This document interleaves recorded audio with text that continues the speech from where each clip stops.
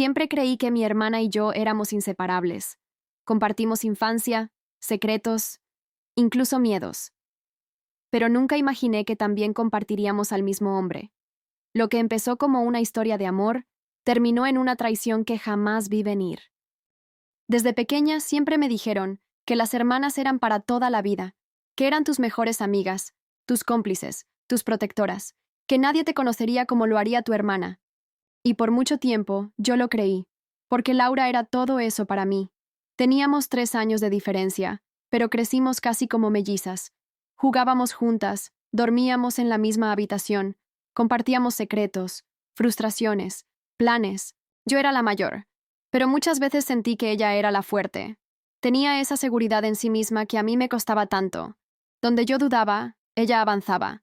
Donde yo me escondía, ella brillaba, y no me molestaba. Al contrario, la admiraba. Nuestra adolescencia nos distanció un poco, como suele pasar. Ella se volvió más popular, más social, más audaz. Yo era más introspectiva, más centrada en mis estudios, en leer, en escribir. Pero seguíamos conectadas. Aún teníamos nuestras charlas nocturnas, nuestras risas por cualquier tontería, nuestras miradas cómplices en las cenas familiares. Éramos diferentes, sí, pero unidas. O eso pensaba yo. Conocí a Daniel a los 20 años. Estaba en la universidad y él era asistente en uno de mis seminarios. No era el típico chico que destacaba por su físico, aunque tenía un encanto tranquilo, una forma de escuchar que desarmaba.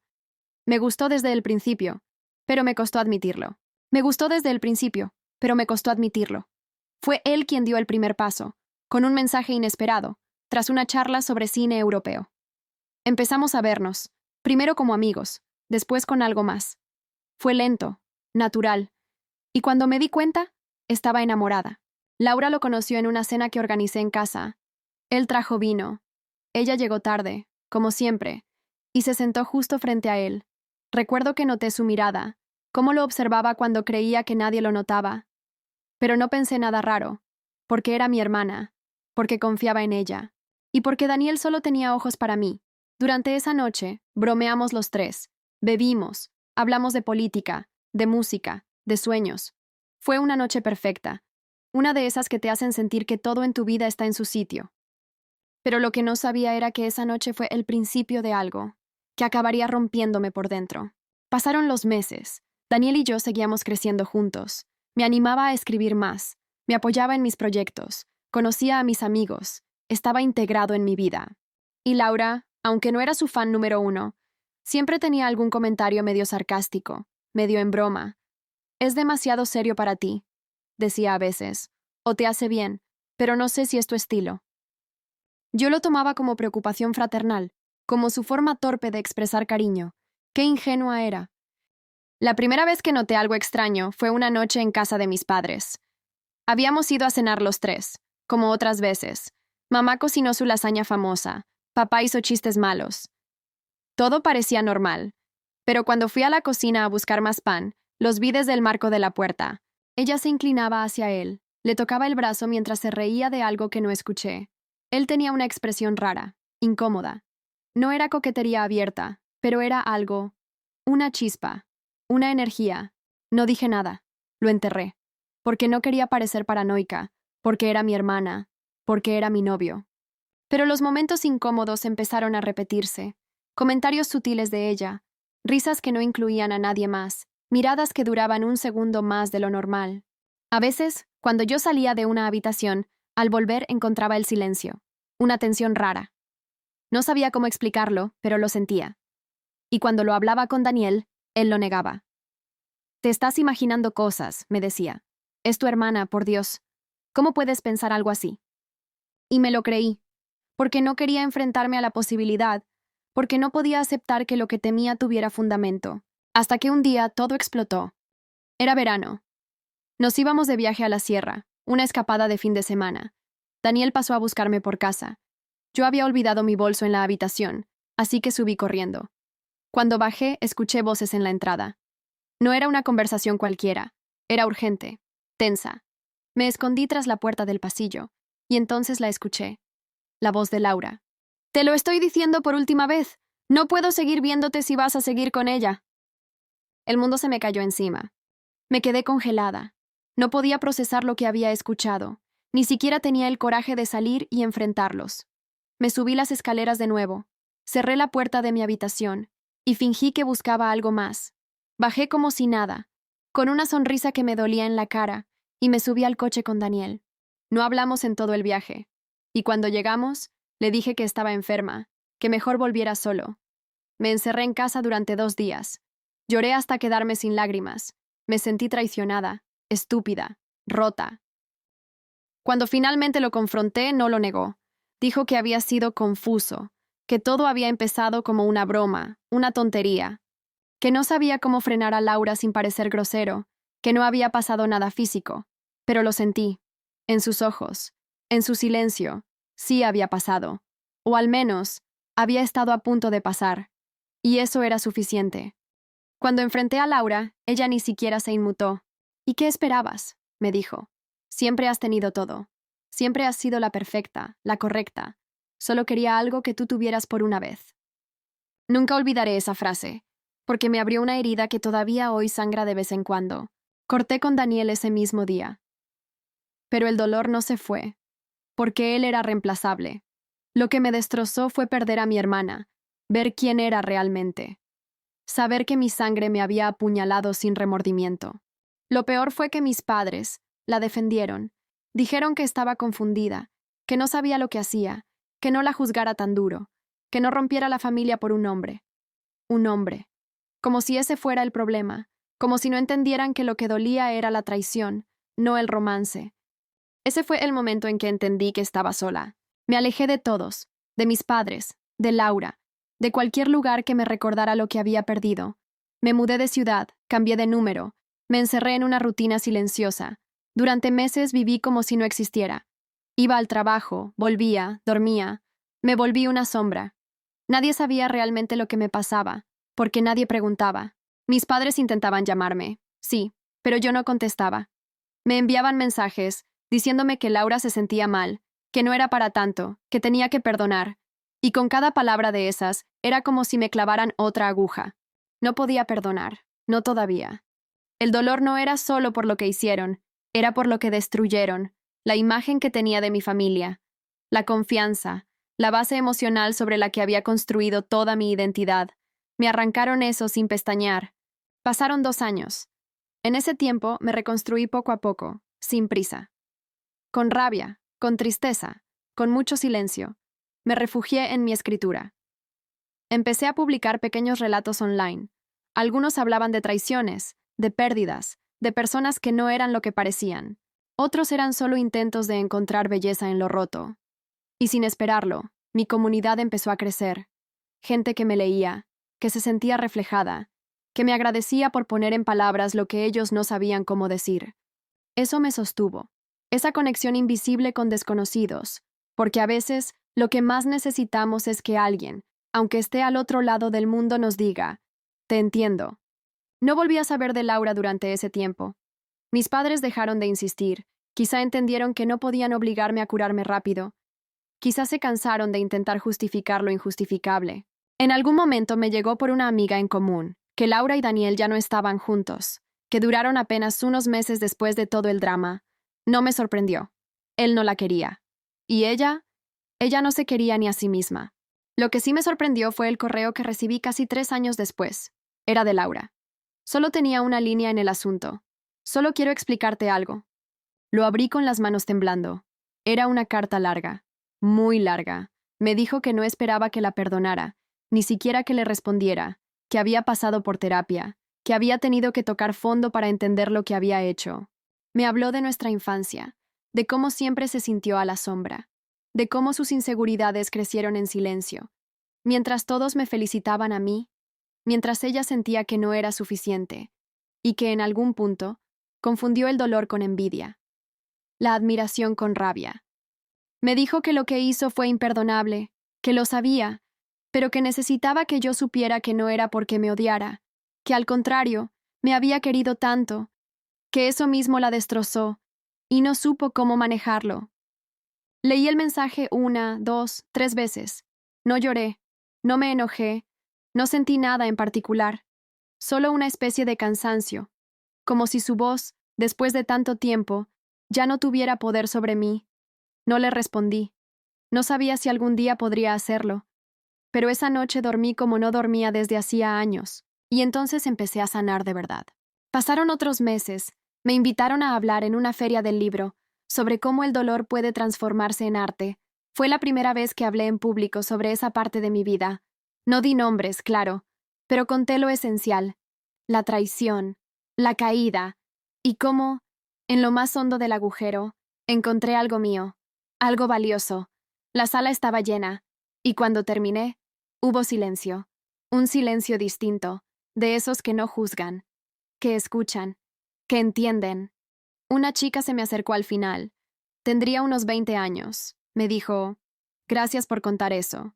Yo también perdí a mi hermana, no por un hombre, sino por otra cosa. Pero se siente igual, como si algo se hubiera roto para siempre. Y en sus ojos vi mi propio reflejo, y supe que, de algún modo, ya no estaba sola. Con el tiempo, volví a acercarme a mis padres. Fue lento, incómodo, lleno de silencios. Pero al menos ellos intentaron, me pidieron perdón por no haberme creído, por haber minimizado mi dolor. Les dije que todavía me dolía, pero que quería intentarlo. No por ellos, por mí. Laura volvió a escribirme algunas veces. Pequeños mensajes, fragmentos. Nunca los borré. Nunca respondí. No estaba lista. A veces pensaba en qué diría si la viera. ¿La abrazaría? ¿La odiaría de nuevo? ¿Me rompería otra vez? Pero la verdad es que, con el tiempo, empecé a dejar de pensar en ella. No como venganza, no como castigo, sino porque entendí que sanar también es dejar de darle espacio al dolor y empezar a llenarlo con otra cosa. Hoy tengo otra vida, una vida distinta, más mía. Tengo pareja, pero no se parece en nada a Daniel. No porque sea mejor, sino porque yo ya no soy la misma. Amo distinto. Confío distinto. Pero amo. Y eso es lo que importa. Sigo escribiendo. Publiqué un libro. Se vendió mejor de lo que esperaba. Me invitan a charlas, a talleres. A veces me cuesta creer que todo esto salió de una traición. Pero así es la vida, ¿no? A veces lo que más nos duele es lo que más nos empuja a encontrarnos. No sé si algún día perdonaré a Laura. Tal vez no haga falta. Tal vez lo importante no sea perdonarla, sino perdonarme a mí misma. Por no haber visto antes lo que se venía. Por haberme callado. Por haberme culpado. Y si algo aprendí, si algo puedo decirle a quien escuche esta historia, es esto: no ignores tu intuición, no minimices lo que sientes. El corazón sabe, y cuando alguien te traiciona, no eres tú quien está roto, es la relación la que ya venía fracturada. Solo que aún no lo habías visto. No soy una experta en cerrar heridas, pero sé lo que es llevarlas abiertas demasiado tiempo. Aprendí a convivir con el vacío, a no tener respuestas, a soltar la necesidad de entender por qué alguien a quien quieres te apuñalaría sin remordimiento. Porque la verdad es que muchas veces no hay un porqué claro, no hay lógica, solo hay una cadena de decisiones pequeñas que terminan desmoronando todo lo que parecía firme. Después de esa feria del libro, una editorial me contactó. Querían que escribiera sobre mi experiencia más a fondo. Me ofrecieron un contrato, y por primera vez me sentí valorada. No solo por sobrevivir a algo, sino por cómo lo contaba. Me encerré durante meses a escribir ese libro. Lloré, releí antiguos mensajes, volví a revisar fotos. Hubo días en los que no podía ni sostener el lápiz, pero poco a poco, página a página, convertí mi historia en algo más grande que el dolor. Le di forma, le di sentido. Aún recuerdo la primera vez que lo tuve impreso en mis manos. Era real. Mi voz, mi historia, ya no eran solo susurros rotos en mi cabeza, eran palabras completas, con peso, con verdad. Y lo más increíble, gente que no me conocía, que jamás me había visto, empezaba a escribirme, a decirme: yo también pasé algo así. Tu historia me ayudó a no sentirme sola. Gracias por no callarte. Nunca busqué venganza, pero si existe justicia emocional, eso fue lo más parecido que viví. Porque el dolor se volvió puente, y lo que me hizo pedazos, ahora ayudaba a otros a juntar los suyos. Una tarde, mientras firmaba libros en una librería pequeña de mi nuevo barrio, vi a mis padres en la fila. No sabían que iba a estar ahí. Yo tampoco sabía que vendrían. Se acercaron con los ojos húmedos, sin decir nada. Me dieron un abrazo largo, torpe, pero honesto. Mi madre solo dijo: estamos orgullosos de ti, y lo sentimos, de verdad. No les respondí con palabras. No hacían falta. A veces, solo estar ahí es suficiente. Su presencia decía más que cualquier disculpa ensayada. Esa misma noche, ya en casa, me senté frente al ordenador y vi que tenía un mensaje nuevo. Era de Laura. Solo decía: he leído tu libro, gracias por contarlo, aunque me duela. Esa vez sí le respondí. No fue largo, solo escribí: gracias por leerlo. Espero que estés bien. Y fue suficiente. No necesitamos más. Ya no éramos hermanas cercanas, ni confidentes, ni enemigas. Solo éramos dos personas que habían compartido una historia complicada y que, de algún modo, habían sobrevivido a ella. Con el tiempo, aprendí algo que me cambió por completo. Las personas no te rompen porque sí. Lo hacen porque también están rotas, porque no saben cómo manejar su propia miseria, y a veces, en el intento de llenar su vacío, se llevan por delante a quien tienen más cerca. Eso no lo excusa, no lo justifica, pero lo explica, y entenderlo te libera. Años después, cuando mi libro fue adaptado a una obra de teatro pequeña, fui al estreno con mi pareja. Al final de la función, cuando los actores se tomaron de la mano y se inclinaron para saludar, sentí algo que no había sentido en mucho tiempo. Paz. No euforia. No revancha. Paz. Porque allí estaba, sentada entre el público, viendo cómo otras personas daban vida a mi dolor, y al hacerlo, lo transformaban. Lo convertían en algo que podía compartirse, llorarse, aplaudirse. Algo útil, algo humano. Laura no fue al estreno. No me sorprendió, pero me envió flores y una nota. Sé que no merezco a la hermana que tuve, pero me alegra que el mundo sí la vea. Lo siento, siempre lo sentiré. Esa noche lloré. Pero ya no eran lágrimas de rabia. Eran lágrimas de duelo, por lo que fuimos, por lo que pudimos haber sido, por todo lo que perdimos. Nunca volvimos a ser cercanas. A veces intercambiamos mensajes por cumpleaños o fechas especiales, pero algo se rompió, y aunque se intentó reparar, ya no encajaba como antes. Y está bien. No todo tiene que volver a ser como era. A veces sanar es también aceptar que ciertas relaciones cambian para siempre. Con mis padres sí reconstruí algo más sólido. Aprendieron, se escucharon, se disculparon más de una vez.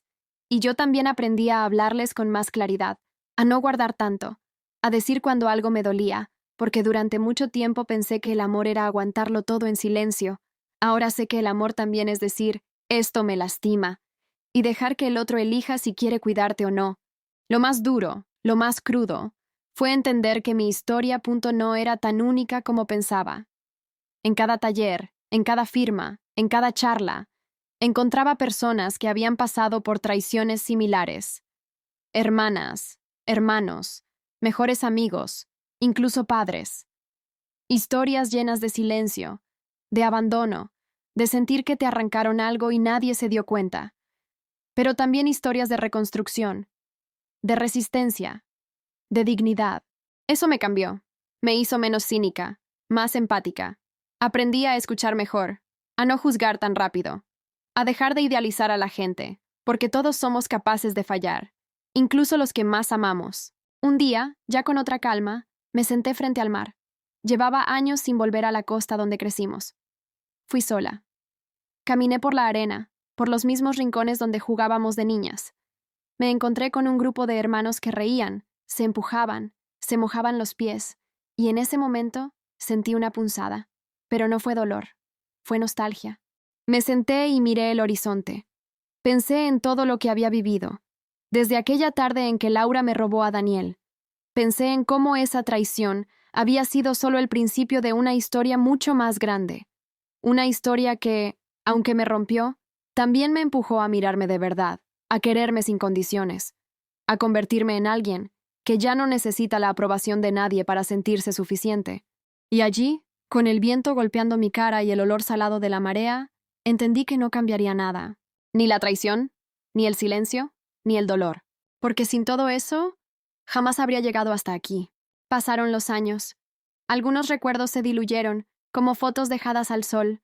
Otros seguían tan nítidos como el primer día. Nunca me volví a cruzar con Daniel. No lo busqué. No sentí necesidad. En algún momento entendí que su presencia era irrelevante. Él solo había sido la chispa, pero no el incendio. Mi historia no era sobre una relación perdida, sino sobre todo lo que vino después, sobre lo que aprendí, sobre lo que me reconstruyó. Mi vida siguió. Volví a enamorarme, no de golpe, no como antes. Fue un proceso lento, casi tímido, pero sincero, con alguien que me miró con verdad, que no tenía miedo de escuchar mis cicatrices, ni de mostrarme las suyas. Esa vez no fui solo pareja, fui compañera. Me sentí vista, valorada, sin necesidad de ocultar las partes rotas. Es curioso. Uno piensa que las personas que nos traicionan.se llevan lo mejor de nosotros, pero a veces lo que se llevan es solo, lo que está listo para irse, lo que ya no puede sostenerse, y lo que queda, aunque más frágil, también es más real. Hubo momentos, lo admito, en los que creí que nunca iba a volver a confiar, que el amor era una farsa, que el vínculo con mi familia estaba condenado. Pero me equivoqué. Porque el tiempo, si uno lo permite, tiene una forma sutil, de acomodar lo que parecía perdido. No siempre como lo esperas, no siempre con final feliz, pero con claridad. Una tarde, revisando cajas viejas en el trastero, encontré una libreta azul. Era de Laura. Una especie de diario escolar. Tenía dibujos torpes, recortes, frases subrayadas. En una de las páginas había una nota escrita con su letra infantil. Cuando sea grande quiero que mi hermana sea feliz y que nunca se vaya de mi lado. Me quedé congelada. Fue como recibir un mensaje desde otro tiempo, desde una versión de ella que aún me amaba sin fisuras. Me hizo llorar. No por lo que habíamos perdido, sino por todo lo que alguna vez fue hermoso, entre nosotras. Por los años en los que éramos inseparables, en los que su sonrisa era mi refugio. Recordé nuestras risas en la cocina, las coreografías ridículas que hacíamos en el pasillo, las noches compartiendo secretos bajo la manta. Y entonces comprendí.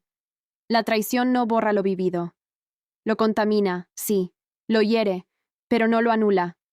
Las memorias siguen allí, conviven con el daño, y ambas cosas pueden ser ciertas. Decidí escribirle. No para reabrir heridas, no para buscar un reencuentro, solo para decirle que había encontrado esa libreta, que aún recordaba a esa niña, que deseaba que también ella hubiese encontrado su propio camino. Fue un mensaje corto. Pero me nació desde la paz, desde ese rincón de mí, donde ya no había rabia. Su respuesta fue aún más breve. Gracias, de verdad. A veces también echo de menos a esa niña. No hizo falta más. Ese fue, quizás, el punto final que ambas necesitábamos. No una reconciliación. No una vuelta atrás. Solo un cierre digno. Un reconocimiento mutuo de lo que alguna vez fuimos.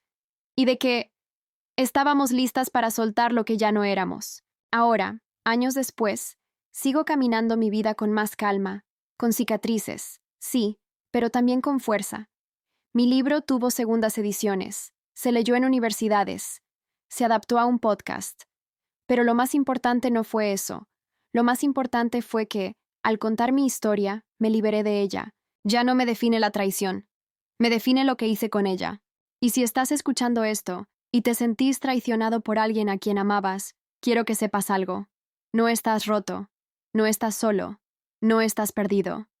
Estás en medio de una historia que todavía puede transformarse.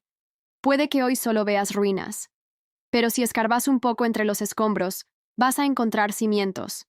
Cosas que todavía sirven, que todavía sostienen, que pueden ayudarte a construir algo nuevo. No tengas miedo de mirar atrás. Pero no te quedes allí. Usa cada lágrima como una semilla. Porque hay un jardín que solo puede nacer desde el dolor. Y cuando florece, no se parece a nada que hayas conocido antes. Un día vas a mirarte al espejo y vas a decir, sobreviví a eso, y no solo sobreviví, florecí. Y ese día, lo prometo, todo va a valer la pena. Hoy miro hacia atrás, no con rencor, sino con gratitud. Porque incluso las peores heridas me enseñaron a cuidar mejor de mí misma. Me enseñaron a poner límites, a escuchar mi intuición, a no mendigar amor, ni validación de quienes no están dispuestos a darla con honestidad. Perdoné, no por ellos, por mí, para no cargar más con lo que no era mío, para que el peso se quedara atrás y mis pasos fueran más ligeros. Y si esta historia te tocó de algún modo, si en algún momento te viste reflejado, solo puedo decirte esto. Nunca es demasiado tarde para empezar de nuevo. No importa cuán bajo hayas caído, ni quién te haya hecho creer que no valías, porque tú sigues aquí. Y mientras sigas aquí, hay historia por escribir. Suscríbete si alguna vez sentiste que no te veían, si alguna vez te rompieron y tuviste que juntar los pedazos solo. Y déjame en los comentarios, ¿cuál fue tu punto de quiebre? ¿Qué fue lo que te empujó a reconstruirte? Porque tu historia también importa. Y tal vez, entre todos, podamos recordar que las caídas no nos definen. Lo que hacemos después, eso sí lo hace. Nos vemos en la próxima historia, y no lo olvides. Incluso desde el fondo, se puede volver a nacer.